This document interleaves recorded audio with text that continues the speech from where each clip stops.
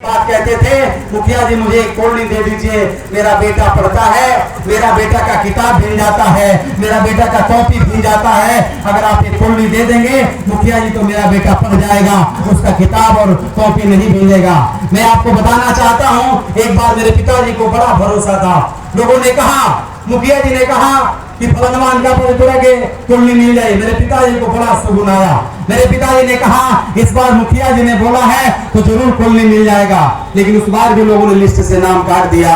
मेरे पिताजी खटिया पर बैठ के रो रहे थे, और जब रो रहे थे तो मेरे पिताजी मैं आया। मेरे पिताजी ने कहा, मेरे कांधों पर हाथ रख करके, बेटा, मैंने पूछा कहाँ रो रहे हैं? मेरे पिताजी ने कहा, बेटा अब मैं ये मुखिया और वीडियो के पास में नहीं जाऊंगा। अब मेरा तकदीर तू है, मेरा तस्वीर तू है।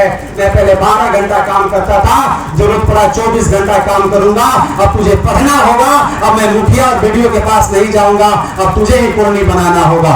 आप सबको मैं बताना चाहता हूँ, इस मंच पर कुछ देर पहले, अभी भी आप सबको मालूम है, उस बाप का बेटे की पत्नी हमारे पूनम भारती रोहतास जिला का चेयरमैन बनी, 33,000 कॉलोनी का समीक्षा करके कॉलोनी देने का काम किया। हमारे बड़े भाई ब्लॉक प्रमुख बने, उन्होंने भी 250 कॉलोनी का देने का समीक्षा करके काम किया। उसी बाप का बेटा वहां से उठ करके मैं आया हूं। लोगों ने बहुत साजिश किया, लेकिन मैंने कहा, मैं मीडिया वाले भाई लोगों को भी कहा कि प्रत्यक्ष के आगे प्रमाण की जरूरत नहीं है।